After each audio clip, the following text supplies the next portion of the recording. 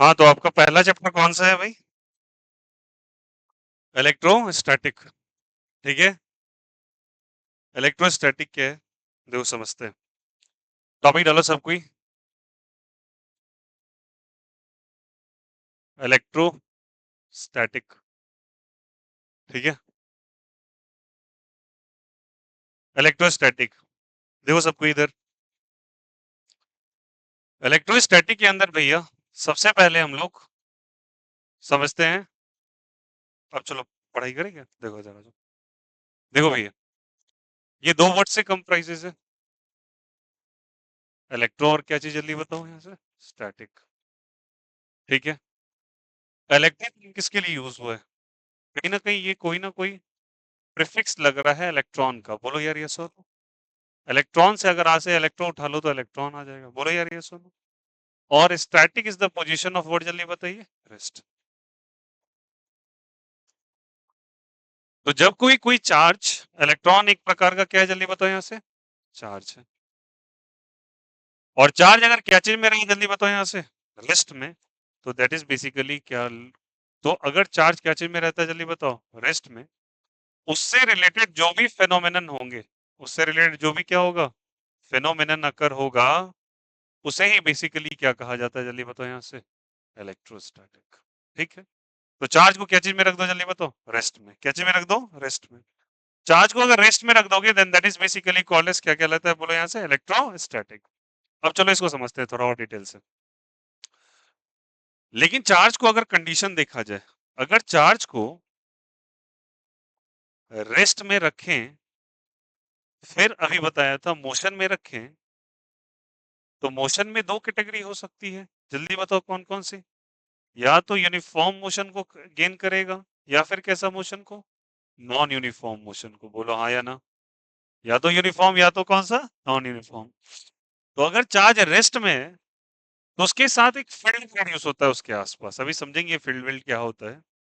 उस फील्ड का एक नाम है, उस नाम को हम लोग देंगे EF, stands for electric field. कौन सा फील्ड, जल्दी बताओ। इलेक्ट्रिक फील्ड, ठीक है। लेकिन अगर मोशन है, तो कैसा मोशन है, जल्दी बोलो। यूनिफॉर्म।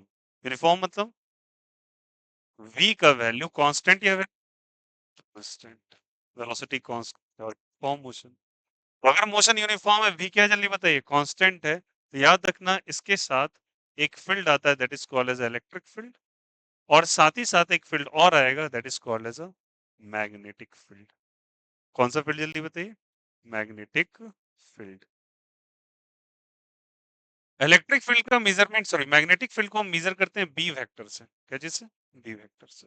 और इलेक्ट्रिक फील्ड का मेजरमेंट करोगे बच्चा तो ई वेक्टर से मेजरमेंट होता है, मतलब इसका ई वेक्टर रिप्रेजेंटेशन का तरीका है बस, ध्यान रखिए, ठीक है। अब जो नॉन यूनिफॉर्म है, तो बी क्या को बोलोगे, जल्दी बताओ यहाँ से। बी वेरिएबल है, बी क्या है, जल्दी बताओ। वेरिएबल है। बी क्या है बोलो, वेरिएबल। वेलोसिटी वेरिएबल है, वेलोसिटी वेरिएबल है। मतलब ये वेलोसिटी वेरिएबल का मतलब इसके अंदर क्या आ गया, जल्दी बताओ। चार्ज के अंदर एक्सेलरेशन आ गया। वी वेरी करेगा तो एक्सेलरेशन आएगा ही ना, सिंपल बात है, क्योंकि एक्सेलरेशन का फॉर्मूला क्या कहता है, जल्दी बताओ। वेलोसिटी का change divided by time interval, बोलो यार यस और no. Change in velocity by change in time is basically called as acceleration. और अगर एक्सेलरेशन आ गया किसी भी वेरिएबल वेलोसिटी के अंदर, अगर एक्सेलरेशन आ गया तो उसके अंदर कौन कौन सा फील्ड हो जाता है। एक तो इलेक्ट्रिक फील्ड होगा ही, दूसरा मैग्नेटिक फील्ड होगा, और इन तीनों को मिला के एक वेव होगा जिसको हम लोग कहते हैं ईएम वेव्स।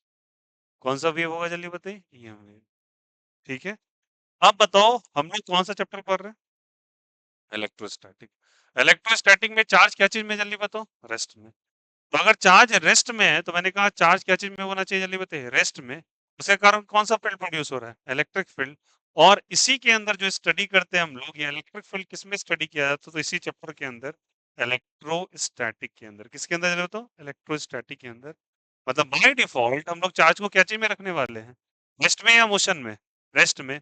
और उसके कारण हम लोग को जो चैप्टर पढ़ना है वो कौन सा चैप्टर पढ़ना है, इलेक्ट्रोस्टैटिक। तो चार्ज का भी रेस्ट रेस्ट वाला केस देखेंगे। यहाँ तक कोई दिक्कत, कोई आपत्ति, ठीक है। चार्ज को रेस्ट में देखेंगे। अब चलिए सबसे पहले स्टार्ट होता है चार्ज के बारे में, कि चार्ज को आप क्या कहना चाहोगे। चार्ज ही क्या है, ठीक है। चार्ज चार्ज तो कह दिया, चार्ज क्या है, ठीक है। आइए चार्ज के बारे में थोड़ा डिफाइन करते हैं, समझते हैं इसको। चलिए समझते हैं। सो बताओ, स्टेट्स ऑफ मैटर पढ़ा है क्या कभी ना कभी? स्टेट्स ऑफ क्या पढ़ा है, जल्दी बताओ। मैटर। कौन कौन सा स्टेट्स ऑफ मैटर होता है भैया? Simple simple. कौन कौन सा होता है? सॉलिड है, फिर बोलो। लिक्विड है, फिर बोलो। गैस है, बोलो यार, यस और नो। और भी कुछ पढ़ा होगा। बोस इंस्टीन फेज होता है एक, बोलो यार। और भी कुछ पढ़ा है क्या? Plasma state. ठीक है। अब बेसिक बेसिक तो तीन ही पढ़े हो। ये तो आपने कभी डिटेल से पढ़ा होगा तो थोड़ा पता होगा इन्फॉर्मेशन। अब अगर solid liquid gas states of matter है तो कुछ ना कुछ इनकी प्रॉपर्टीज होती है ना भाई। क्या क्या प्रॉपर्टीज पढ़े हो, जल्दी बोलो। इसका प्रॉपर्टीज बोलो जल्दी। क्या क्या होता है बोलो। फिक्स शेप होता है अगर सॉलिड के बारे में बात किया जाए। Occupied volume. डिफाइंड वॉल्यूम होता है। हेवियर मास होता है, फोर्स ऑफ अट्रैक्शन ज्यादा होता है। ये तो पढ़ा ही हो ना सबने। क्या क्या पढ़ा होगा, जल्दी बताओ। शेप, मास, बोलो यार यस और नो, वॉल्यूम। कोई दिक्कत और क्या पढ़ा होगा? फोर्स ऑफ अट्रैक्शन, बोलो यार यस और नो, एमपीबीपी। ये पढ़ा होगा ना। फिर क्या पढ़ा होगा? Conductivity, good conductor bad conductor, बोलो यार यस और नो। ये सारी की सारी प्रॉपर्टी आपने पढ़ी है क्या? ठीक है। ये जो प्रॉपर्टीज आपने पढ़ी है, प्रॉपर्टी का बेसिकली दो कैटेगरी होता है। एक वो प्रॉपर्टी जिसको देख पाओ, एक वो प्रॉपर्टी जिसको नहीं देख पाओ। बोलो यार यस और नो। क्या वॉल्यूम को देखना पॉसिबल है क्या? दिख ही तो रहा है, वॉल्यूम तो दिख रहा है, मतलब क्या बोले, वॉल्यूम फील कर सकते हैं आप। पता है ना, इतना वॉल्यूम ऑक्यूपाई कर रहा है, इसको ज्यादा वॉल्यूम लगेगा, इसको कम वॉल्यूम लगेगा। तो कुछ ऐसी प्रॉपर्टी होती है जो एक्सट्रिंसिक बिहेवियर की होती है। कौन सी बिहेवियर की? एक्सट्रिंसिक। एक्सट्रिंसिक उन्हें कहते हैं जिनको हम बाहर से फील कर सकते हैं, देख सकते हैं। तो इसको क्या कर सकते हैं? It can be observed bye naked eyes. आंखों से आप इसको देख सकते हो। तो कौन सा बिहेवियर है, जल्दी बताओ। एक्सट्रिंसिक। ठीक है। कुछ ऐसी बिहेवियर है जो आपको पता नहीं होता यार, दिखेगा नहीं बाहर से। इलेक्ट्रॉन का फ्लो होता है, दिख कहाँ रहा है? ठीक ना, वो तो तार से हटाने के बाद, सॉरी, उसके तार वार या बैटरी वैटरी लगाने के बाद पता चलता है ना, कंडक्टर है कि नॉन कंडक्टर है। तो बताओ यहाँ से। कुछ प्रॉपर्टी होती है, कैसी होगी वो? इंट्रिंसिक। कैसी होगी बताओ? इंट्रिंसिक। इंट्रिंसिक का मतलब एक तरीके से मान लो तो इंटरनल प्रॉपर्टी है। कौन सा प्रॉपर्टी है? इंटरनल प्रॉपर्टी, जिसके बारे में पता तो है बट आप ऑब्जर्व नहीं कर सकते, देख नहीं सकते। तो इंटरनल प्रॉपर्टी है। तो ये कुछ इसमें से प्रॉपर्टी है जो एक्सट्रिंसिक होती है। कुछ क्या होता है, जैसे शेप साइज क्या होता है, एक्सट्रिंसिक होता है। But melting point, boiling point दिखाई नहीं दे सकता, it can only be measured, यार यस और नो, तो इंट्रिंसिक है। तो ये इंट्रिंसिक प्रॉपर्टी होती है। तो जैसी ये सारी प्रॉपर्टी है, तो ऐसा ही मानो कि एक प्रॉपर्टी और होता है। कैसा प्रॉपर्टी? इंट्रिंसिक प्रॉपर्टी होता है। चलो ऐसे लिखते हैं पहले। हम लोग किसके बारे में बात कर रहे हैं? States of matter. किसके बारे में, जल्दी बताओ। States of matter. ठीक है। स्टेट्स ऑफ मैटर वही कौन कौन से, जल्दी बताओ। सॉलिड, लिक्विड और गैस। बोलते चलो मेरे साथ। इसकी कैसी प्रॉपर्टी है? इंट्रिंसिक प्रॉपर्टी है। कौन सी प्रॉपर्टी है, जल्दी बताओ। इंट्रिंसिक प्रॉपर्टी है, जो कि दिखाई नहीं दे रही है। बोलो यार यस और नो। इंट्रिंसिक प्रॉपर्टी के कारण ये जो स्टेट ऑफ मैटर है, इधर it may be solid, it may be liquid और इट मे बी गैस। तो ये इलेक्ट्रिक फील्ड या मैग्नेटिक फील्ड को, electric field EF, magnetic field MF, electric field को ई वेक्टर से, मैग्नेटिक फील्ड को बी वेक्टर से, अभी बोला था ना। तो या तो ये प्रोड्यूस कर सकता है, क्या कर सकता है? प्रोड्यूस कर सकता है, या फिर इसको एक्सपीरियंस कर सकता है। एक्सपीरियंस का मतलब सीधी तौर पे समझो।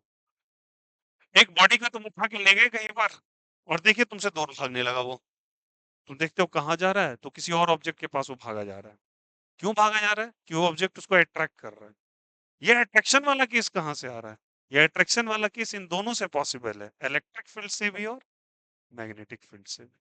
ठीक है। उसके अंदर ऐसा मानो ना, बहुत लेमेंस टर्म में अगर कहा जाए कि उसके अंदर या तो अट्रैक्शन हो रहा है या क्या हो रहा है, रिपल्शन हो रहा है। तो मान के चलो एक, वैसा मानो कि तुम एक बॉडी को, या मान के तुम्हारे पास एक ऐसे करके स्केल है, ग्लास वाला स्केल है, ठीक है। उसको तुम लेके कहीं पे गए, तो स्केल देखा कि कुछ पेपर बीट्स को अपनी तरफ खींच लिया। तो बोले, ये क्या कर रहा है ये क्या कर रहा है? तो हो सकता है वो इन दोनों में से कोई चीज प्रोड्यूस कर रहा हो, या तो इलेक्ट्रिक फील्ड को या किसको, जल्दी बताओ, मैग्नेटिक फील्ड को। फिलहाल हम इलेक्ट्रिक फील्ड के बारे में ही बात करेंगे क्योंकि चैप्टर हम कौन सा पढ़ रहे हैं फिर से, इलेक्ट्रोस्टैटिक।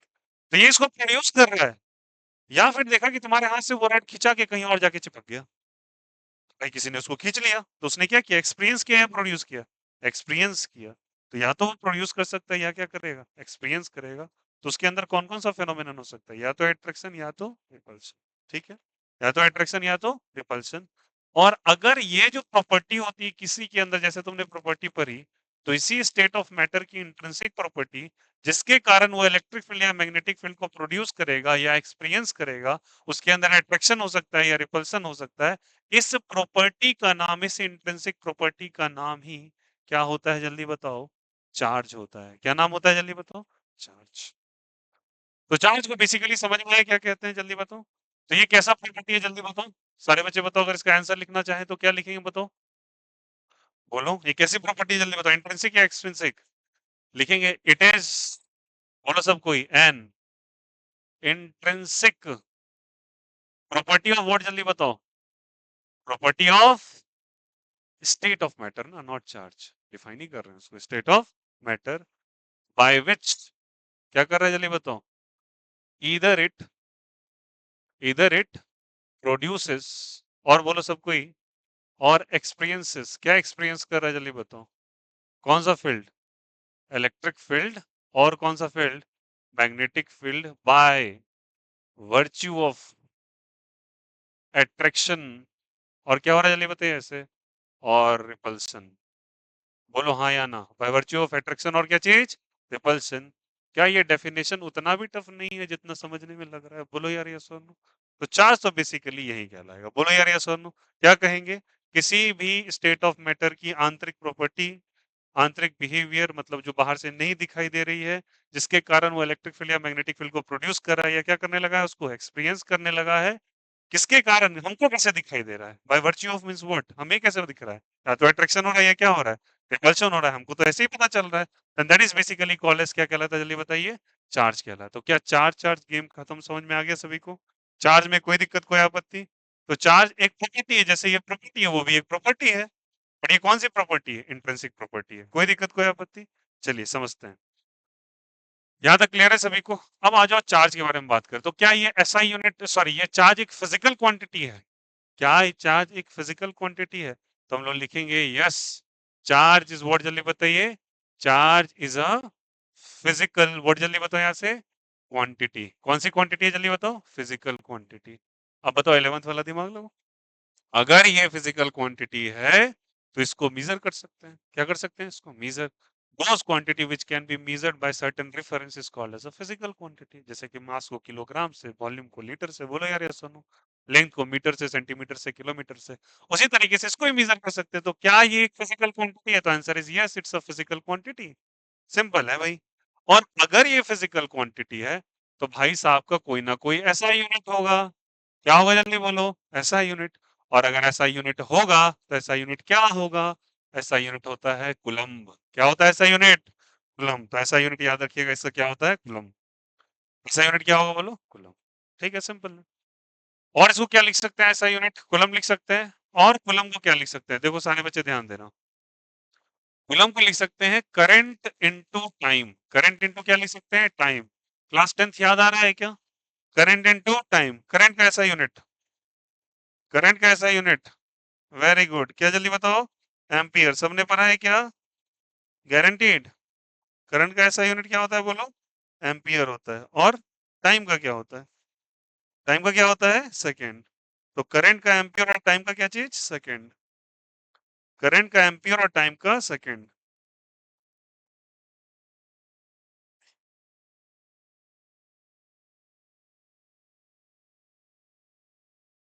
देखो,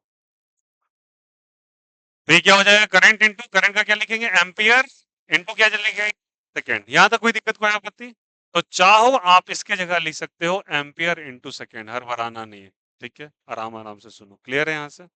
उसके बाद इसके बारे में बात करते हैं, डायमेंशन फॉर्मूला आते नहीं प्लीज, कौन सा फॉर्मूला, जल्दी बताओ, डायमेंशन फॉर्मूला। डायमेंशन फॉर्मूला क्या लिखना पसंद करेंगे आप लोग, बोलिए। Current is a physical quantity, fundamental होता है, साथ में एक है वो, और टाइम तो फंडामेंटल है ही, तो ए इंटू क्या हो जाएगा टी। कोई दिक्कत, कोई आपत्ति? तो कल के दिन पूछेगा what is the dimension formula, तो ए इंटू टी। आ जाओ। अगर इसका ऐसा यूनिट है तो हमको सीजीएस भी जानना पसंद होगा, बोलो यार ये सवाल क्या, जल्दी बताइए। CGS, CGS stand for centimetre gram second, ठीक है। सीजीएस में इसके देखो, हम लोग उस चार्ज के बारे में बात कर रहे हैं जो रियल लाइफ में हमको दिखाई नहीं देता, फील सब होता है, ठीक है। तो ऐसे चीजों के बारे में आपको डिफाइन करने के लिए, ऐसे चीजों के मास को मेजर करने के लिए, चार्ज को मेजर करने की एक स्पेशल डिजाइन की गई है यूनिट को, ठीक है। और उसको कैसे डिजाइन किया गया है, उसमें बच्चे क्या क्या हो जाता है, देयर इज बेसिकली, उसमें दो यूनिट्स आ जाते हैं। The first one is called as a ESU, क्या कहलाता है बोलो, ESU. ESU stands for the electrostatic unit, क्या कहलाता है बोलो, इलेक्ट्रोस्टैटिक यूनिट।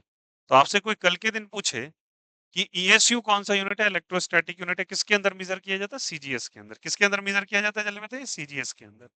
इसका रिलेशन क्या होता है, एक कूलम में होता है 3 into 10 to the power of 9 ESU. ध्यान रखेंगे सभी को, क्या बोलो सब कोई, बोलो फटाफट। एक कूलम में कितना ESU, 3 into 10 to power of 9 ESU. कई बार ऐसे देता है डेटा, अब देखा आपसे दे देगा, और वो आपको एसआई में ना देकर के कूलम में ना दे कि ईएसयू में दे देगा। समझ में है यहाँ पे।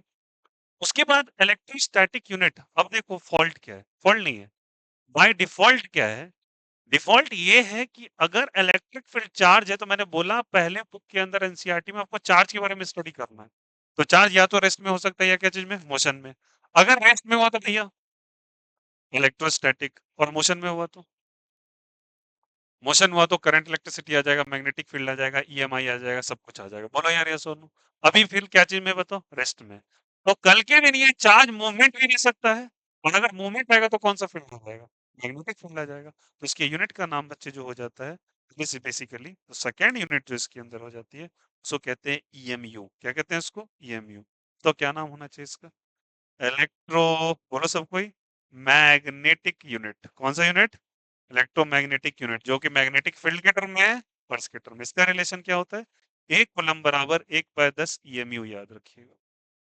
1/10 क्या याद रखिएगा, ईएमयू, ठीक है। कोई दिक्कत, कोई आपत्ति? तो ऑलवेज ट्राई टू अंडरस्टैंड कि यहाँ पे एक कूलम को हम ईएसयू में भी कन्वर्ट कर सकते हैं, और वो एक कूलम को ईएमयू में भी कन्वर्ट कर सकते हैं। तो दोनों टर्म्स में आपसे चार्ज के बारे में पूछा जा सकता है। कोई दिक्कत, कोई आपत्ति? चलिए, तो ये हम लोगों ने किसके बारे में बात किया, चार्ज, चार्ज के बारे में। अब देखो, इसके बारे में, चार्ज के बारे में कुछ पॉइंट लिख सकते हैं। अच्छा बताओ, चार्ज क्या क्या हो सकता है, चार्ज होता है, अगर मैं चार्ज के बारे में बात करूं, कौन कौन से चार्ज पॉसिबल है, where the types of charge, types of word जल्दी बताइए, चार्ज, कौन कौन से चार्ज हो सकते हैं। सबसे पहला बताओ, हमारा प्यारा इलेक्ट्रॉन। फिर क्या हो सकता है, प्रोटॉन। फिर न्यूट्रॉन, और न्यूट्रॉन, और मेसन्स भी होते हैं, मेसन्स नहीं पढ़ना आपको, ठीक है। न्यूट्रॉन हो सकता है, अल्फा पार्टिकल हो सकता है। Neutron is not a charge particle, but इसको फंडामेंटल यूनिट में हम लोग कैलकुलेट कर लेते हैं। चार्ज तो नहीं है, चार्जलेस है, ठीक है। तो यहाँ पे मैं लगा रहा हूँ स्टार, ठीक है। अल्फा पार्टिकल, कुछ के बारे में आपको जानना है। अब इलेक्ट्रॉन के बारे में क्या क्या पता है, जल्दी बोलो फटाफट। मास, और ये पढ़ाया आप लोग को यार, what is the mass of electron, very good, 9.1 into 10 to the power of -31। बोलो charge, -1.6 into 10 to the power of -19 coulomb. अरे बोलो यार यस और नो, कूलम कूलम तो खेल रखे हो, प्रोटॉन बता दो, प्रोटॉन बताओ। 1.66 into 10 to the power of -27 kilograms में आ रहा है ये सारा। मास किस में ले रहे हैं, केजी में, और इसको किस में ले रहे हैं, कूलम में। इसका कितना होता है बोलो, 1.6 into 10 to power of -19 coulomb, होगा ना। न्यूट्रॉन का charge 1.67 into 10 to the power of -27, इसका शून्य होता है। न्यूट्रॉन का कितना होता है, इसका दो गुना होता है, 2 इंटू मास ऑफ प्रोटोन लिख देना। चार्ज कितना होता है, चार्ज ऑफ प्रोटोन इतना। QP stands for charge on proton, proton proton proton, proton का QP is basically charge on what, जल्दी बताइए, proton, and MP is the mass of proton. Compare कर रहे हैं, अल्फा पार्टिकल हो जाएगा 4 एमपी, और यहाँ पे 2 क्यूपी। बोलो यार ये सोनू। और एक और होता है, एक और होता है, उसको कहते हैं ई प्लस, क्या कहते हैं उसको, ई प्लस, ध्यान रखेंगे, इसे कहते हैं पॉजिट्रॉन। क्या कहते हैं इसको, पॉजिट्रॉन। ये होता है इलेक्ट्रॉन का पड़ोसी। किसका पड़ोसी चलेगा, इलेक्ट्रॉन का पड़ोसी, ध्यान रखिएगा। क्या नाम होता है इसका, चलिए बताओ, पॉजिट्रॉन। क्या नाम होता है इसका, पॉजिट्रॉन। पॉजिट्रॉन, पॉजिट्रॉन पॉजिटिव से आया है, और ट्रॉन आया है इलेक्ट्रॉन से। एक ऐसा इलेक्ट्रॉन जो कि पॉजिटिव नेचर का होता है, इलेक्ट्रॉन पॉजिटिव थोड़ी होता है, ये अलग सा ही पार्टिकल है, ठीक है। इसको कहते हैं हम लोग पेयर प्रोडक्शन का एक, अभी हम लोग इनके बाद कुछ टाइम के बाद अभी पढ़ेंगे पेयर प्रोडक्शन, वहां पे प्रोडक्शन होता है इसका। तो इसके अंदर देखा गया है क्या है, बेसिकली समझ लेते हैं। इसका मास जो होता है बच्चे उतना ही होता है जितना इलेक्ट्रॉन का मास है, 9.1 into 10 to power of -31 KG. देखिए डेटा को दे रखा है। और what is the charge, charge क्या है बोलो। तो चार्ज इसका होता है जितना इलेक्ट्रॉन पे चार्ज है, बट प्लस लगा के। कितना लगा के, प्लस। प्रोटॉन का चार्ज और मास इलेक्ट्रॉन का है, ठीक है। बस वो क्या कहते हैं बताइए, पॉजिट्रॉन। तो कुछ चार्जेस है, बहुत सारे चार्जेस, याद करो मेसन पार्टिकल्स भी आपको बनाए गए थे, बनाया था ना। बट उन पार्टिकल्स के बारे में बाद में हम लोग स्टडी करेंगे। बट क्या ये क्लियर है सभी को। तो ये कुछ कुछ पार्टिकल्स है जिसके बारे में जानना है आपको, electron, proton, neutron, neutron, alpha particle and the positron. कोई दिक्कत, कोई आपत्ति। चलिए सारे बच्चे बताएंगे। अभी जिस ब्रांच से हम लोग डिस्कस कर रहे हैं वो बताइए, इलेक्ट्रोस्टैटिक है क्या। इलेक्ट्रॉन यहाँ पे चार्ज चल रहा है या रेस्ट में है। रेस्ट में, तो कौन सा फील्ड प्रोड्यूस करेगा, इलेक्ट्रिक फील्ड। और अगर वो चल पड़े तो कौन कौन सा चलना होगा उसका बताइए। इधर यूनिफॉर्मली और नॉन यूनिफॉर्म। यूनिफॉर्मली चला तो वी कांस्टेंट, वी कांस्टेंट तो कौन सा फील्ड, इलेक्ट्रिक फील्ड। और अगर, और कौन सा फील्ड, मैग्नेटिक फील्ड। और अगर वी वेरिएबल हुआ तो एक्सेलरेशन आ जाएगा, तो इलेक्ट्रिक फील्ड भी होगा, कहाँ गया कहाँ गया, मैग्नेटिक फील्ड भी होगा और ईएम वेव्स भी होगा। कोई दिक्कत, कोई आपत्ति। आगे बढ़ेंगे, हमको चार्ज के बारे में जानना है। तो चार्ज क्या, कैसा प्रॉपर्टी, इंट्रिंसिक या एक्सट्रिंसिक। इंट्रिंसिक प्रॉपर्टी किसका है, किसका है, किसका है, स्टेट ऑफ मैटर का। सॉलिड का भी हो सकता है, लिक्विड का भी, गैस का भी। अब कुछ बच्चा बोलेगा क्या लिक्विड भी चार्ज हो सकता है, हाँ। गैस भी चार्ज हो सकता है, हाँ बिल्कुल, लिक्विड गैस सब चार्ज हो सकते हैं। आयोनाइज्ड गैसियस पार्टिकल होते हैं ना, आयोनोस्फीयर जो बना हुआ है आपका, पूरा गैसियस चार्ज पार्टिकल से बना हुआ है। तो गैसेस भी चार्ज हो सकते हैं, लिक्विड भी चार्ज होता है, और ज्यादा अच्छे से चार्ज हो सकता है। और सॉलिड भी चार्ज होता है, ठीक है। तो ये कैसा प्रॉपर्टी है, इंट्रिंसिक प्रॉपर्टी, जिसके कारण ये क्या करता है, या तो इलेक्ट्रिक फील्ड को या मैग्नेटिक फील्ड को प्रोड्यूस करता है, या फिर उसे महसूस करता है, ठीक है। कैसे महसूस करेगा, या तो वो अट्रैक्ट हो सकता है, या क्या हो सकता है, रिपेल हो सकता है। अगर तोड़ तोड़ के समझो तो बहुत आसान है। ऐसा यूनिट क्या होता है भैया, जल्दी बोल दो इसका। ऐसा यूनिट क्या होता है बोलो, कूलम। डायमेंशन फॉर्मूला ए इंटू टी, ठीक है। ऐसा यूनिट इसका कूलम होगा। सीजीएस में कौन कौन सा होता है बोलो यहाँ से, ईएसयू या फिर ईएमयू। ईएसयू बोले तो क्या होता है रिलेशन, एक कूलम बराबर 3 × 10⁻⁹ ईएसयू, और एक ईएमयू बराबर 1/10, सॉरी, एक कूलम बराबर 1/10 ऑफ ईएमयू। बोलो यार यस और नो। कोई दिक्कत, कोई आपत्ति। जल्दी से ये इंट्रो कॉपी करेंगे।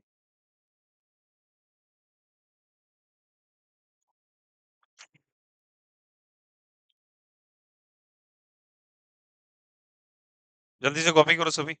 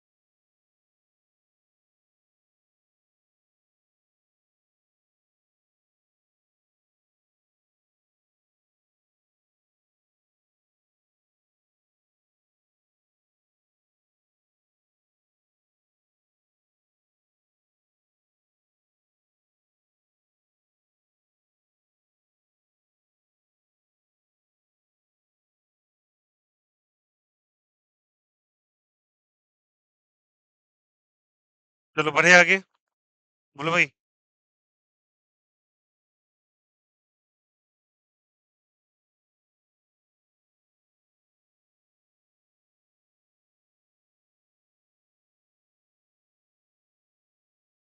चलो भाई, हम लोग आगे बढ़ते हैं।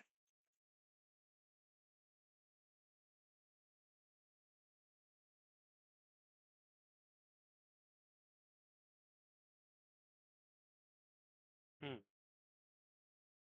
तो हम लोग बात कर रहे थे किसके बारे में, बोलो? इलेक्ट्रोस्टैटिक के बारे में, ठीक है। एक नॉर्मल सा डेफिनेशन हम लोगों ने दिया इलेक्ट्रोस्टैटिक का। ओके, अब सुनो, चार्ज चार्ज खेलते हैं थोड़ा सा। चार्ज के बारे में हम इसकी प्रॉपर्टीज को डिस्कस करते हैं। That is called as a properties of charge. Properties of what, जल्दी बताइए? चार्ज। चार्ज की प्रॉपर्टी के बारे में समझते हैं। देखो भाई, what are the properties of charge? पहला, चार्ज की प्रॉपर्टी क्या होती है, चार्ज कैसा है और इसकी प्रॉपर्टी कैसी है, इसके बारे में थोड़ा समझते हैं। तो प्रॉपर्टी ऑफ चार्ज कहता है पहला कि भैया चार्ज हमेशा क्या रहता है, conserve.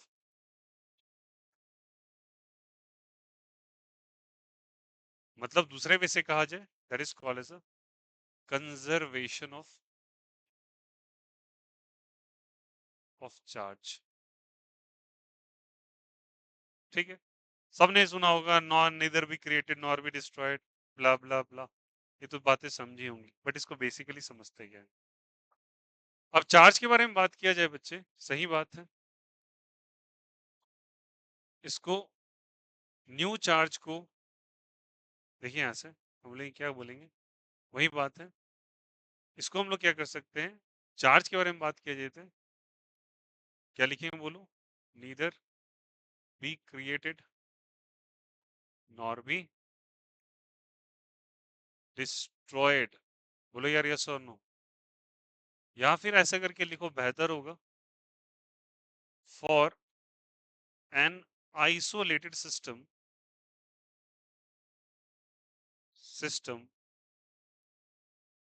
The net charge always remain constant. कैसे सिस्टम के लिए, देखो तो क्या लिखा है टर्म, कौन सिस्टम के लिए, जल्दी बोलो यहाँ से? आइसोलेटेड सिस्टम के लिए टोटल चार्ज हमेशा क्या रहता है, net charge remain constant. Again the net charge, net charge, या फिर दूसरे टर्म में कहो तो टोटल चार्ज। बहुत अच्छे से समझिएगा यहाँ से।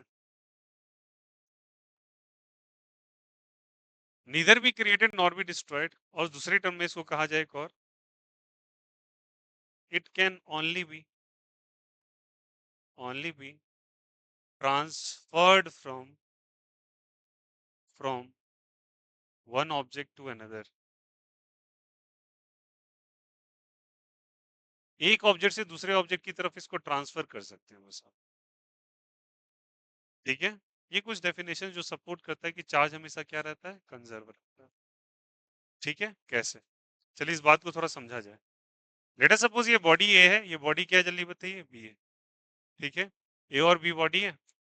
मुझे लेट अस सपोज इलेक्ट्रॉन को ट्रांसफर करना है। मान के चलो यहाँ से ट्रांसफर होता क्या है, कौन सा चार्ज होता है?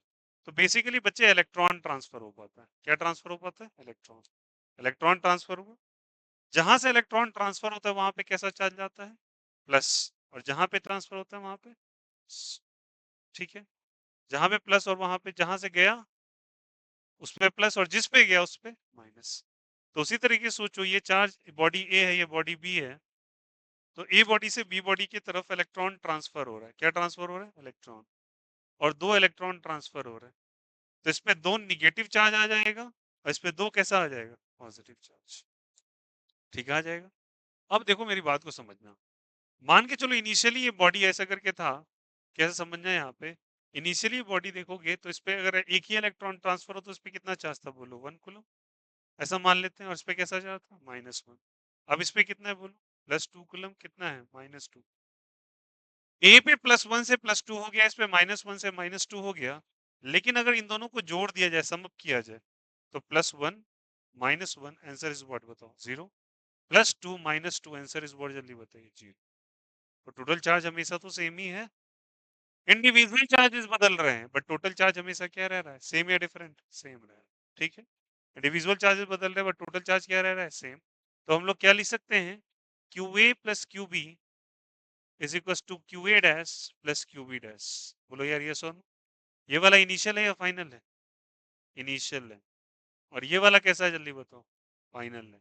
तो टोटल चार्ज सेम रहता है, ये हो सकता है कि QA QA डैश के बराबर ना हो चलेगा, QB QB डैश के बराबर हो ना हो चलेगा, बट टोटल चार्ज हमेशा क्या रहेगा, सेम रहेगा। और आप चार्ज को कैसे कर सकते हो बताओ, it can only be transferred from कहां से कहां तक, वन ऑब्जेक्ट से अनदर ऑब्जेक्ट। और किस चीज का ट्रांसफर होता है, ट्रांसफरेंस भी क्या सबका पॉसिबल है, नहीं। ट्रांसफर किसका कर पाते हैं आप जल्दी बताइए, इलेक्ट्रॉन का। क्यों इलेक्ट्रॉन का कर पाते हैं, क्योंकि इलेक्ट्रॉन ही एक ऐसा सब एटॉमिक पार्टिकल है जो कि लूजली बॉन्डेड है। कैसे बॉन्डेड है बताओ, लूजली बॉन्डेड है। यार याद करो, आउटर मोस्ट सेल में कौन होता है, इलेक्ट्रॉन प्रोटॉन न्यूट्रॉन, इलेक्ट्रॉन। तो ट्रांसफर भी कौन होगा, इलेक्ट्रॉन। ठीक है, अब इसको ट्रांसफर करने का अलग अलग तरीका होता है, बात की बात है, यहां तक सिंपल स्टेटमेंट समझ में आए। बट समझना, इसके अंदर एक चीज और होता है, इसके अंदर सबसे पहले डिस्कशन किस चीज का है, कि मास के बारे में आप क्या सोचते हो, व्हाट अबाउट द मास। मास क्या कंजर्व हो सकता है, मास कंजर्व रहता है क्या, हमारा आपका मास तो सेम ही है यार, यार यस और नो। एक ही डाइट पे आप चल रहे हो बहुत दिन से, तो आप बार बार मीजर मीजर करने जा रहे हो, तो आपको बार बार आपकी बॉडी अगर लेटे सपोज 40 kg वेट दिखा रही, 70 kg वेट दिखा रही, तो 70 ही दिखा रही है ना। बहुत आपने कुछ एक्सरसाइज एक्सरसाइज किया, कुछ डाइट प्लान किया, तो हो सकता है थोड़ा कम हो जाए, यार यस और नो। अगर फैट है तो हो सकता है किसी का पुट ऑन हो जाए खाने पीने के बाद, तो दोनों पॉसिबिलिटी है, बट एकाएक तो नहीं हो जाएगा, यहाँ से घर गया मास बदल गया, ऐसा हुआ क्या। तो मास को भी क्या कहते हैं, कंजर्व रहता है। But what about the sub atomic particles, क्या यहाँ पे हम बात कर रहे हैं खुद के बारे में, नहीं। हम किसके बारे में बात कर रहे हैं जल्दी बताओ, sub atomic particle. Which are the sub atomic particles, क्या क्या हो सकते हैं जल्दी बताओ, इलेक्ट्रॉन, प्रोटॉन, न्यूट्रॉन, ड्यूट्रॉन, यार यस और नो, अल्फा, एटसेट्रा, इन पार्टिकल्स के बारे में बात कर रहे हैं। क्या इनके मासेस कंजर्व होते हैं या नहीं है, सवाल यहाँ पर। क्या इसका मास कंजर्व होता ही नहीं, चार्ज तो कंजर्व रहता है, ठीक है, बट मास कंजर्व होता है, आंसर इज मे और मे नॉट बी, मे और मे नॉट। हो भी सकता है, नहीं भी हो सकता है ना, again the question arises, how is it possible. आप ये कैसे कह सकते हो कि हो भी सकता है, नहीं भी हो सकता है। तो इसके पीछे क्या आया, थ्योरी ऑफ रिलेटिविटी। और वो क्या बोला कि किसी का मास किसी की स्पीड के कारण चेंज कर सकता है, और एक एक्सप्रेशन यहाँ पे डिराइव होके आया, that is m is equal to m not under root of 1 minus b by c का होल स्क्वायर। समझना इस चीज को, ठीक है। इसको हम लोग कहते हैं relativistic concept of mass. Please ध्यान देना सभी को, रिलेटिविस्टिक कॉन्सेप्ट ऑफ मास। बताओ हमारा आपका स्पीड कितना हो सकता है, मैक्स टू मैक्स हम कहां तक जा सकते हैं।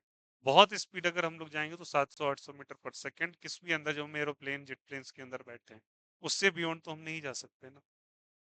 लेकिन लाइट की स्पीड क्या है, यहाँ C is the speed of light, कितना होता है बोलो, 3 × 10⁻⁸ मीटर पर सेकंड। प्लीज ध्यान दीजिएगा सारे बच्चे, ठीक है। मैं यहाँ पे कह रहा हूँ कि m is equal to M not. What is M not, M not को कहते हैं रेस्ट मास। कौन सा मास जल्दी बताए, रेस्ट मास। रेस्ट मास का मतलब when particle is it particle is at rest, is at word जल्दी बताइए, रेस्ट। अगर पार्टिकल रेस्ट में है तो उसका मास एम नॉट है, फिक्स है। तो चलो थोड़ा समझते हैं इस डेटा को। अगर वी बाई सी को ले लिया जाए और मान के चलो किसी का स्पीड बढ़ाया जाए, जैसे कि हम मानते हैं कि इलेक्ट्रॉन का स्पीड हम लोगों ने पढ़ा था ना, याद है। इलेक्ट्रॉन का स्पीड कितना था, लगभग 2.16 इंटू 10⁻⁶ मीटर पर सेकंड। याद आ रहा है कुछ, बोलो यार यस और नो, Z/n करा था ना हम लोगों ने। तो ये अप्रोक्सीमेट स्पीड होता है 10⁻6। और लाइट की स्पीड में क्या है जल्दी बताओ, 10⁻8। हम तो इसके आसपास भी खड़े नहीं होते, और इसका मास तो बहुत कम होता है इलेक्ट्रॉन का। तो इसका मास बहुत कम है, मास बहुत कम है, बट स्पीड बहुत ज्यादा है। ऐसे पार्टिकल के लिए फॉर्मूला एप्लीकेबल, ठीक है। अगर भी बढ़ाओगे, सोचो भी बढ़ेगा तो बहुत अच्छे से समझना, इस v बाय सी का रेशियो भी तो इंक्रीज कर जाएगा ना बच्चा, क्योंकि सी तो फिक्स है। तुम न्यूमरेटर बढ़ा रहे हो, डिनोमिनेटर बढ़ा रहे हो, न्यूमरेटर न्यूमरेटर बढ़ाने से ये पूरा का पूरा रेशियो बढ़ेगा या घटेगा, बढ़ेगा। अगर बढ़ेगा तो v बाय सी का होल स्क्वायर भी बढ़ेगा या घटेगा, बढ़ेगा। अगर ये बढ़ेगा तो सारे बच्चे बताना, 1 माइनस v बाई सी का होल स्क्वायर पूरा बढ़ेगा, तो ये पूरा का पूरा टर्म घट जाएगा ना। क्यों घट जाएगा? अरे ये नंबर तुम माइनस कर रहे हो इसमें से, तो इस नंबर को बनाओगे तो ओवरऑल टर्म घटेगा या बढ़ेगा? घटेगा। मतलब ये पूरा का पूरा ओवरऑल टर्म जो आपको नजर आ रहा है, this will going to decrease और increase? This will going to decrease. अरे बोलो हाँ या ना? कि वन में से कोई नंबर माइनस कर रहे हो ना भैया? अरे बोलो हाँ या ना? तो वो नंबर बढ़ रहा है या घट रहा है? बढ़ रहा है। एक में से माइनस किया तुमने, चलो 10 नंबर है, ठीक है, 10 में माइनस किया 2, कितना आंसर आया? 8। 3 माइनस किया तो 4 माइनस किया तो, समझ में आ रही है बातें? तो अगर माइनस वाला नंबर बढ़ाते हो तो ओवरऑल नंबर घटता है। तो ये नंबर तुम बढ़ा रहे हो ना, तो ओवरऑल नंबर घटेगा या बढ़ेगा? घटेगा। और अगर ये डिक्रीज करेगा तो ये, तो किसी का मास एसिमिलेट होने लगता है, मास इंक्रीज होना चालू हो जाता है उसका, जब कभी स्पीड ऑफ लाइट को कैच करता है। ये थ्योरी ऑफ रिलेटिविटी थी। आया समझ में? मास चार्ज को कभी नहीं बदल सकते, बट मास चेंजेस होगा। किसके लिए चेंज होगा? हमारे आपके लिए नहीं, नहीं। किसके लिए एप्लीकेबल? क्या लिखा है यहाँ पर? सब एटॉमिक पार्टिकल्स, जिनका मास कम हो या ज्यादा हो, कम हो बट स्पीड क्या हो, ज्यादा हो, उनके लिए ये चीजें एप्लीकेबल है। और याद रखना, उनका मास चेंज कर सकता है। कोई दिक्कत है यहाँ से? और उन्हें मास और टाइम और स्पेस के बारे में यही तो बात कही थी। और एक और कंसेप्ट दिया, किसी स्पेस का लेंथ, बहुत अच्छे से समझिएगा, किसका लेंथ जल्दी बताइए? स्पेस का लेंथ। इसको रिप्रेजेंट हम करते हैं एल से, ठीक है? Is given by L naught under root of 1 minus B by C का होल स्क्वायर। अगेन कंसेप्ट है, बहुत अच्छे से ध्यान दीजिए। एल नॉट इज द किसी स्पेस का लेंथ। स्पेस का लेंथ भैया हम नहीं समझे, चलो समझाते हैं थोड़ा सा। मान लो कि ये क्लासरूम है, क्लासरूम का यहाँ से वहां तक लेंथ है 500 मीटर का। कितने मीटर का? 500। एक थ्री डायमेंशनल स्पेस है, इसका लेंथ है, इसका विड्थ है, इसका हाइट है। बोलो यार ये सब। मान लो ये पूरा का पूरा सिस्टम को स्पीड ऑफ लाइट के अप्रोक्सीमेट छोड़ दिया जाए, तो क्या होता है? कहते हैं कि बी बाई सी अगर बढ़ेगा, सोचो, तो बी बढ़ेगा तो बी बाई सी, फिर वही कहानी, बी बढ़ेगा तो बी बाई सी बढ़ेगा, बट ओवरऑल घटेगा। ये घटेगा तो डायरेक्ट का रिलेशन है। तो याद रखना, ये सिस्टम, ये स्पेस डिक्रीज करने लगा, वो सिकुड़ना चालू हो जाएगा, एग्लोमरेट होगा। एग्लोमरेट का मतलब होता है एक दूसरे के साथ नजदीकियां आने लगेंगी, मतलब ये वॉल्स एक दूसरे से नजदीक होना चालू हो जाएंगे जब कभी ऐसा होता है। मास बढ़ने लगेगा, क्योंकि चीजें नजदीक आ रही है, डेंसिटी बढ़ रहा है तो मास बढ़ रहा है। बट लेंथ क्या होता जाएगा? कम होता जाएगा। बट इसके अगेंस्ट कोई थ्योरी प्रपोज नहीं की गई अभी तक। इसके बेसिस पे बहुत कुछ बना लिया गया, जैसे न्यूक्लियर बॉम्ब, न्यूक्लियर रिएक्टर्स, बहुत कुछ न्यूक्लियर फिजिक्स पूरी की पूरी तैयार कर ली गई, मॉडर्न फिजिक्स बन गया। बट कोई इसके अगेंस्ट थ्योरी नहीं है भाई। इसलिए ये थ्योरी को अभी तक बहुत सबसे ज्यादा प्रूवन थ्योरी किया गया, अल्बर्ट आइंस्टीन की थ्योरी। और इन्हीं सब का इस्तेमाल करके E is equal to M C square भी आया है। क्या है बताइए? E is equal to M C square. ये जो थ्योरी ऑफ रिलेटिविटी आप पढ़ते हो, मतलब सुना होगा कभी ना कभी। तो क्या बोला मैंने? किसी सब एटॉमिक पार्टिकल्स का क्या कंजर्व रहता है? जल्दी बोलो। चार्ज कंजर्व रहता है, बट मास में और may not be is the right answer, depending on the speed. अगर उसका स्पीड इतना ज्यादा है कि वो स्पीड ऑफ लाइट के आसपास लाई कर रहा है, मास तो उसका ऑलरेडी कम होता है, तो हो सकता है उसके मास एड ऑन होना चालू। इलेक्ट्रॉन का मास बढ़ने लगेगा, हाँ बढ़ने लगेगा तब। बट हमारे आपके केस में ये बात पॉसिबल नहीं, क्योंकि हम कहीं खड़े ही नहीं होते स्पीड ऑफ लाइट के आसपास, ना हमारा मास कम। बात समझ में आई? हम मासिव केजीज में आ रहे हैं भैया। वो कहाँ इलेक्ट्रोमैग्नेटिक यूनिट एएमयू में मेजर करते हो यार? ये सुनो, unified mass 1.67 into 10 to the power of -27, और ये पीरियोडिक टेबल में ये लिखा हुआ है। तो उसका मास तो बहुत कम है, तो अगर स्पीड क्या है? बहुत ज्यादा है, तो उसके लिए पॉसिबल है। तो कोई आपसे कहे कि चार्ज कंजर्व है, आंसर इज यस। कोई कहे मास कंजर्व, मे और may not be conserve. Theory of relativity के अनुसार ये चीज पॉसिबल है। किसी स्पेस का लेंथ घटते चला जाता है अगर स्पीड ऑफ लाइट को पकड़ ले वो, तो ठीक है, तो सिकुड़ते चला जाएगा। ये थोड़ी बात है, थोड़ी असम्पशन बेस्ड लगती है, क्योंकि प्रैक्टिकल लाइफ में हम लोग देखते नहीं, जो देखते हैं उसी को हम मान लेते हैं, ठीक है। बट ये असम्पशन है। न्यूक्लियर फिजिक्स के डिटेल इन्फॉर्मेशन में जब जाएंगे, रिलेटिविटी जब पढ़ेंगे आगे चल के, अगर आप इंजीनियरिंग करते हो, तो आपको ये बातें क्लियर होती चली जाएंगी। क्लियर है यहाँ से? चलो, यहाँ तक समझ में आई बात है। तो कंजर्वेशन ऑफ चार्ज के बारे में। अब देखो एक चीज और, इसके कुछ एग्जाम्पल इलस्ट्रेशन को समझने के लिए और बेहतर तरीके से समझते हैं। अगर मान के चलो एग्जाम्पल ले लिया जाए कि मान के चलो यहाँ पे एक पार्टिकल है, यहाँ पे एक दो बॉडीज है, ठीक है ना, ए और बी। ऐसा मान लेते हैं ए और बी बॉडी है, और इसको मैं मान लेता हूँ they are the metallic spheres. कैसे स्फीयर है जल्दी बताओ? मेटालिक स्फीयर है, ठीक है। इन मेटालिक स्फीयर्स पे कुछ ना कुछ चार्ज है, कुछ ना कुछ क्या है जल्दी बताइए? चार्ज है। मान लो let us suppose here is the charge Q A और here is the charge Q B, ठीक है। क्यू ए और क्या चीज? Q B. दोनों चार्ज है, मेटालिक स्फीयर है, इस पे कुछ चार्ज है, क्यूए और क्यूबी चार्ज है। मैं इसको दो प्रकार से टच मिलाने की कोशिश कर रहा हूँ। एक तो मैं इसको क्या करूंगा कि मैं चाहूंगा कि ये फिजिकली एक दूसरे को आके टच कर ले। They are approaching each other physically, आगे एक दूसरे को मिल रहा है, भैया ऐसे करके टच कर रहा है डायरेक्टली, आया ऐसे करके चिपका दिया, ठीक है। और पॉसिबिलिटी है कि तार वार लाएं, जोड़ दें इसको वायर की मदद से, और इसको फिजिकली मिला रहे हैं, ऊपर वाला ऐसे करके लिखते हैं फिजिकली मिला रहे हैं। और नीचे वाला कैसे मिला रहे हैं जल्दी बताओ, यहाँ से वायर की मदद से, कोई कंडक्टिंग वायर है। कैसा वायर है जल्दी बताइए, कंडक्टिंग वायर है, इसकी मदद से इसको मिला रहे हैं। तो क्या होगा, इसका चार्ज ऐसा सेम रह जाएगा ना ना ना, अब इसका चार्ज रीडिस्ट्रीब्यूट होना चालू होगा। कुछ चार्ज इस पे आ जाएगा क्यूए डैश, और इस पे कुछ चार्ज आ जाएगा क्यूबी डैश। कितना कितना चार्ज आएगा बोलो, क्यू डैश और क्यूबी डैश, ठीक। क्यूए डैश और क्यूबी डैश, अब हमको ये बात का पता होना चाहिए कितना चार्ज आएगा। ऐसा क्यों होगा, दो कंडीशन में फिर से बता रहे हैं।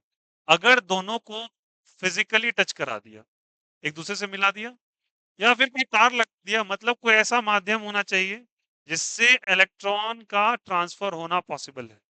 तो डायरेक्टली टच करा दिए तभी पॉसिबल है, ये कोई तार वार जोड़ दिए तभी पॉसिबल है, कि वायर इलेक्ट्रॉन को कंडक्ट कराता है, और डायरेक्ट टच कराए तभी इलेक्ट्रॉन का ट्रांसमिशन पॉसिबल है। दोनों तरीके से कर दिया। अगर कर दिया तो चार्जेस डिफर हो जाएंगे, और अगर चार्जेस डिफर हो गए तो कितने चार्जेस आ जाएंगे। तो चार्जेस कैसे लिखते हैं आप लोग, जो क्यूए डैश का डेटा है बच्चा, वो होता है R A by R A plus R B, लिखा इनटू, इनटू लिखेंगे क्यूए, या फिर ऐसे लिख लो क्यू टोटल। क्या लिख दो बोले यहाँ से, क्यू टोटल। ये आ जाता है जो चार्ज एक्यूमुलेट होगा, और कैसे होता है प्रूफ भी किया जा सकता है, कोई बिग डील नहीं, कोई दिक्कत यहाँ से।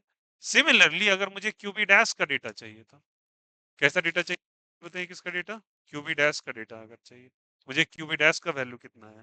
तो अगर क्यूबी डैश को अगर आप लिखना चाहोगे बच्चा, तो it comes to be R B, जो उसका रेडियस है, भाई क्या करेंगे, R A plus R B into multiplied by Q total. अब कुछ बच्चा बोलेगा क्यू टोटल क्या है भैया, ये तो चलिए फॉर्मूला वॉर्मूला रख लेंगे, आंसर ले आएंगे। आर ए आर बी क्या है, क्यू ए क्यू बी क्या है। आर ए आर बी तो समझ ही रहे हो क्या हो सकता है, अगर स्फीयर है तो उसका रेडियस होगा ना भैया आर ए, और इसका क्या मान लेंगे जल्दी बताओ, आर बी, ठीक है। इसको बी मान लो। क्यू ए क्या है, क्यू ए क्या है, क्यू ए चार्ज है, तो Q A plus Q B का जो सम है, इसी को हम लोग कह रहे हैं क्यू टोटल। क्या कह रहे हैं इसको, क्यू टोटल। और याद रखना ये सम हमेशा, ये दोनों फॉर्मूलाज ये बताते हैं कि कितना चार्ज एक्यूमुलेट होगा इन दोनों पे जब इन दोनों को टच कराया जाएगा, ठीक है। अब चूंकि ये फॉलो क्या कर रहा है जल्दी बताओ, क्या फॉलो कर रहा है, क्या फॉलो कर रहा है बताओ। चार्ज हमेशा क्या रहता है जल्दी बोलो सबको ही, चार्ज हमेशा क्या रहता है, कंजर्व। जो इनिशियल टोटल चार्ज है वो फाइनल टोटल चार्ज के बराबर होगा। तो हमेशा याद रखना ये वाला स्टेटमेंट इसके लिए वैलिड होगा, जो ये नीचे लिखा हो। क्या लिखा है जल्दी बोलो, क्या लिखा है बोलो, Q A plus Q B is equal to Q A dash plus Q B dash. ये क्या फॉलो करेगा जल्दी बताइए, क्या फॉलो करेगा, कंजर्वेशन ऑफ व्हाट जल्दी बताइए, कंजर्वेशन ऑफ चार्ज सीओसी को फॉलो करते हुए ये चीज आंसर देगा, ठीक है। अब इलेक्ट्रॉन कहां से कहां ट्रांसफर होगा, तो देखो इलेक्ट्रॉन कहां से कहां ट्रांसफर होगा उसके लिए पोटेंशियल पढ़ना पड़ता है। तो मान लो कि अगर पोटेंशियल का भी नॉलेज नहीं है, बट याद रखना ए टू बी भी जा सकता है, बी टू ए भी जाता है। अगर आपको बेसिकली जानना है कि इलेक्ट्रॉन कहां से कहां ट्रांसफर होता है, तो देखना पड़ेगा इसका पोटेंशियल कितना है। तो पोटेंशियल अभी टॉपिक पढ़ा नहीं, बट याद रखना कि चार्ज एक्यूमुलेशन कैसे करेंगे। तो चार्ज का हमको पता होना चाहिए कि चार्ज चेंज हो जाएगा, बट टोटल चार्ज मतलब जितना टोटल पहले चार्ज था उतना ही फाइनल टोटल चार्ज आने वाला है, फॉर श्योर एंड सर्टेन, ठीक है। कोई दिक्कत, कोई आपत्ति। अब एक बात बताओ, पॉसिबिलिटी है कि ये दोनों स्फीयर्स का रेडियस मैंने डिफरेंट मान लिया, पॉसिबिलिटी है कि दोनों का स्फीयर का रेडियस मैं सेम मान लूं, और आपको ऐसे करके लिख के देगा क्वेश्चन के अंदर कि आइडेंटिकल स्फीयर्स हैं। कैसे स्फीयर्स हैं, आइडेंटिकल स्फीयर हैं। और अगर दोनों स्फीयर आइडेंटिकल हैं, थोड़ा मुझे हेल्प करना, ये नीचे दिखाई दे रहा है क्या, यहाँ पे कर देते, छोटा सा में हो जाएगा, चलो देख लो ऐसे। कैसा स्फीयर है जल्दी बताओ, आइडेंटिकल स्फीयर। कैसा स्फीयर है, आइडेंटिकल स्फीयर। हेल्प करना प्लीज। आइडेंटिकल स्फीयर मतलब आर ए का वैल्यू किसके बराबर है, आर बी, मतलब दोनों का रेडियस आर के बराबर मान ले क्या, अपन पुट करो तो वहां पर, यहाँ भी आर रखोगे, यहाँ भी आर रखोगे, क्या हो जाएगा बोलो, R by R plus R, how many R, two R, बोलो यार। तो R by two R, R से R cancel out, Q total by two नहीं आ जाएगा क्या, क्यू टोटल बाय क्या आ जाएगा, टू। तो अगर आइडेंटिकल स्फीयर तो क्या लिखेंगे बोलो यहाँ से, अगर Q A dash identical sphere तो क्या लिखेंगे, क्यू टोटल बाय क्या लिखेंगे बोलो यहाँ से, टू। समझ में आया कैसे लिखा, दोनों जगह आर रख दो ना, और क्यू बी डैश भी क्या हो जाएगा बोलो सबको, R by R plus R, तो आर बाय टू आर से आर कैंसिल हो तो क्या हो जाएगा बोलो, क्यू टोटल बाय क्या हो जाएगा टू। अगर स्फीयर आइडेंटिकल है तो टोटल चार्ज को जोड़िए, दो से डिवाइड कर दीजिए, और अगर नॉन आइडेंटिकल है तो गो विद दिस फॉर्मूला। कोई दिक्कत, कोई आपत्ति? This is the conducting sphere में कंजर्वेशन ऑफ चार्ज को फॉलो करते हैं। समझ में आई बात है? लेंथ फिर से बताना प्लीज। अगर किसी पार्टिकल, सब एटॉमिक पार्टिकल्स का मास कम या ज्यादा, सब एटॉमिक पार्टिकल्स का मास कम या ज्यादा, जल्दी बोलो सब कोई। मास कम, स्पीड बहुत क्या होता है, ज्यादा। मास कम है, कहाँ गया कहाँ गया कहाँ गया, मास कम है और स्पीड क्या है, ज्यादा। तो बताइए रिलेटिविस्टिक थ्योरी ऑफ मास के अकॉर्डिंग v का वैल्यू इंक्रीज करेंगे तो v बाई सी इंक्रीज करेगा, v बाई सी का होल स्क्वायर भी इंक्रीज करेगा तो टोटल डेटा डिक्रीज करेगा, डिक्रीज करेगा तो मास, इंक्रीज करेगा तो मास बढ़ जाता है भैया। स्पेस के लिंक के बारे में बात किया जाए तो स्पेस का लिंक सिकुड़ने लगता है। यह रिलेटिविस्टिक थ्योरी है, जहां जहां तक मॉडर्न फिजिक्स में जाएंगे तो वहां डिटेलिंग और होगा इसके बारे में। उसके बाद क्या कहा, तो टोटल चार्ज जो होता है सिस्टम का हमेशा सेम रहता है, जितना टोटल पहले था उतना ही टोटल फाइनली भी होगा। और याद रखना इंडिविजुअल चार्जेस बदल जाते हैं, इसलिए मैंने लिखा है क्या, कहाँ लिखा है, कहाँ लिखा है, Q A is not equal to Q A dash, Q B is not equal to Q B dash, but the sum total of Q A plus Q B is equal to sum total of Q A dash plus Q B dash. System का total charge नहीं change होता, but याद रखना system को कैसा consider करना है, isolated. Isolated word किससे निकल के आया, टर्म आइसोलेशन से। आइसोलेशन का मतलब होता है that is taken out from the universe, हमको किसी से मतलब ही नहीं है, अकेला आइसोलेटेड चैम्बर के अंदर हम बैठे हुए हैं, मतलब वो कोई लेना देना नहीं है। ठीक है, कोई दिक्कत यहाँ पे? चलो लिख लो, कॉपी करो। टॉपिक डालो प्रॉपर्टीज ऑफ चार्ज, और पहला डालना क्या जल्दी बताइए, कंजर्वेशन ऑफ चार्ज। सारा कुछ कॉपी कीजिए जल्दी से।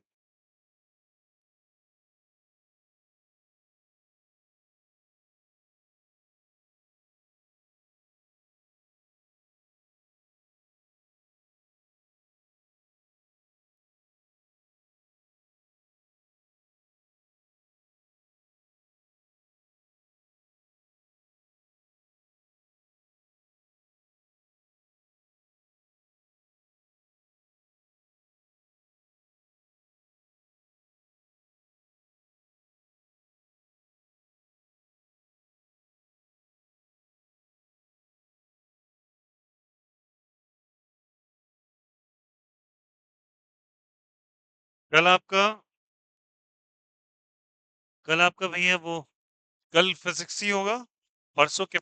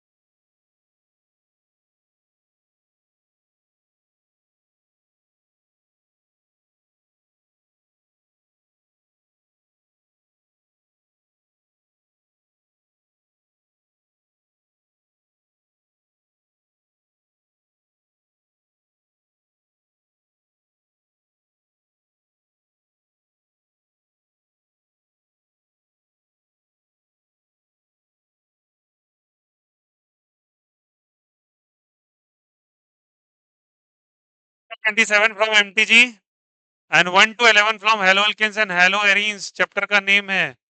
ये दोनों अपडेट हो जाएंगे, ये दोनों क्वेश्चंस करने हैं 27 और 11, लगभग आपके 37-38 क्वेश्चंस होंगे, ये कर लेने हैं आपको, ठीक है, जो कि नॉमेनक्लेचर बेस्ड है। इसको कॉपी कीजिए।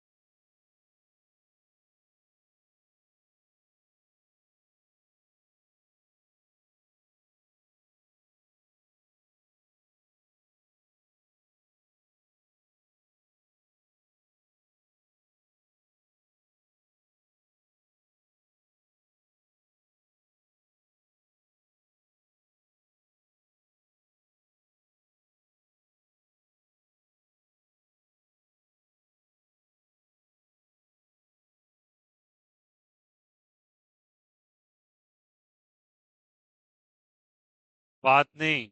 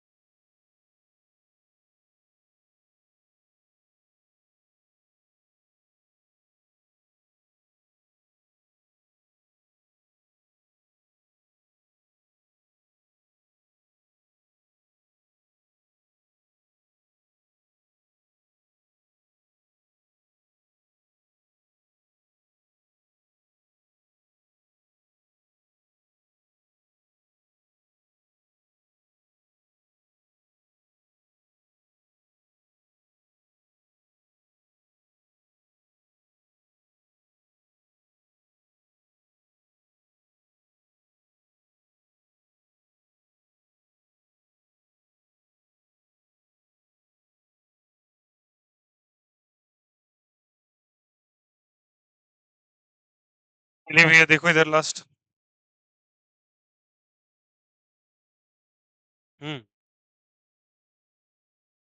क्लियर है सभी को? अब देखो, मान लो कि दो आइडेंटिकल स्फीयर्स हैं। कैसे स्फीयर है जल्दी बताओ? आइडेंटिकल स्फीयर है, रेडियस सेम है दोनों का आर, और इसका भी कितना है आर। ठीक है, मान लो इसका कूलम था 4 कूलम और इस पे था लेट अस सपोज 6 कूलम का चार्ज। ठीक है, ये ए है और ये क्या है बी है। ठीक है, दोनों को अगर टच कराया जाए तो दोनों को ऐसे करके मैं कांटेक्ट में ला रहा हूँ वायर की मदद से। वायर फिजिकल टच भी कर सकते हैं आप। तो अगर ले आए तो क्यू ए का वैल्यू कितना कूलम है 4 कूलम, और क्यू बी का कितना है 6 कूलम। ठीक है, Q A 4 coulomb, Q B कितना कूलम 6 कूलम। ठीक है, तो अगर मुझे, अगर दोनों को टच कराया तो इसका चार्ज पहले क्यू ए क्यू बी था, बट चेंज होगा कितना हो जाएगा क्यू ए डैश, ऐसा कितना हो जाएगा क्यू बी डैश। अब चूंकि आइडेंटिकल है तो क्या लिखेंगे बोलो? क्यू टोटल बाय, क्या लिखेंगे बोलो सबको? Q total by 2, and what is total? 4 + 6 कितना हो जाएगा 10 कूलम हो जाएगा। Total is what basically 10 coulomb हो जाएगा। बस जोड़ रहे हैं बस इसको, कितना हो जाएगा बोलो बाय 2, कितना कूलम आ जाएगा 5 कूलम। क्यू बी डैश कितना हो जाएगा बोलो सबको? 10/2 कितना कूलम हो जाएगा 5 कूलम। ठीक है, क्या कंजर्वेशन ऑफ चार्ज को ये फॉलो कर रहा है थोड़ा देख लेते हैं। 4 + 6 कितने के बराबर होगा? दोनों को जोड़ दिया जाए कितना कूलम 10 कूलम, और नीचे कितना है बोलो? 5 और कितना जल्दी बताइए 5। अगर इन दोनों को मगअप किया जाए जोड़ा जाए तो कितना कूलम आ रहा है 10 कूलम। पहले भी 10 और अभी भी कितना है 10। सिंपल। बोलो यार ये सुन, कोई दिक्कत कोई आपत्ति? देख लो, काफी आसान है, अगर बेसिक्स को समझ गए तो कुछ भी नहीं दिक्कत है। अगर ऐसा है दे रखा है, ठीक है, इस पे दे रखा है लेकिन वो 6 कूलम और इस पे दे रखा है -8 कूलम। ठीक है, दिया हुआ है। इसको ए मानो, इसको क्या मानो बी। फिजिकली टच करा रहे हैं ऐसे करके। ठीक है, फिजिकली टच करा रहे हैं। कैसे भी टच कराना है बस टच करा दो स्फीयर्स को। आइडेंटिकल है तो रेडियस क्या होगा सेम या डिफरेंट? सेम। इसका भी आर और इसका भी क्या चीज आर। तो बताओ क्यू ए डैश क्या लिखेंगे बोलो सब कोई? Q total by 2, what is Q total? 6 - 8 -2 coulomb. बोलो यार बाय 2 कितना हो जाएगा -1 कूलम। और क्यू बी डैश क्या हो जाएगा बोलो सब कोई? 6 और -8 कितना हो जाएगा -2 कूलम बाय 2 कितना हो जाएगा -1। Q A plus Q B का डेटा कितना आया था बोलो सब कोई?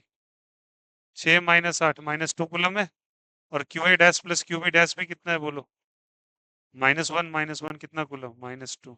क्या कंजर्वेशन ऑफ चार्ज फॉलो हो रहा है? हाँ फॉलो हो रहा है, काफी आसान काफी इजी। ठीक है, चलिए थोड़ा इस बात को थोड़ा मॉडिफाई करते हैं। समझिएगा एग्जांपल नंबर 3, फटफट समझो और आंसर करके आओ। 1 है, 2 और 3, देखो सबको इधर। इसका रेडियस है r, इसका रेडियस है लेट अस सपोज 2r या 3r। इस पे 10 कूलम है, इस पे 20 कूलम है। ठीक है, ओके, मान के चलो ये स्फीयर ए है और ये स्फीयर क्या है बोलो बी। ठीक है, अब मुझे निकालना है कंजर्वेशन ऑफ चार्ज फॉलो हो रहा है या नहीं हो रहा है। क्यू टोटल कितना हो जाएगा बोलो सब कोई? क्यू टोटल कितना है जल्दी बताओ? 10 और इस पे कितना है 20। 10 कूलम प्लस 20 कूलम कितना कूलम? 30 कूलम। ठीक है, ये चेंज हो गया कितना हो जाएगा क्यू ए डैश हो जाएगा क्या? क्या लिखेंगे बोलो? क्या रूल होता है Q A dash? R A by R A plus R B होता है ना। What is R A? R by total radius R plus 3r by total charge कितना है बोलो? 30 कूलम है क्या? तो क्या लिखेंगे बोलो यहाँ से? आर बाई 4r इंटू कितना कूलम जल्दी बताओ? 30 कूलम। आर से आर कितने बार में? 15, और ये कितने बार में? 2। कितना आ जाएगा बताओ? 15/2 कूलम। कोई दिक्कत कोई आपत्ति?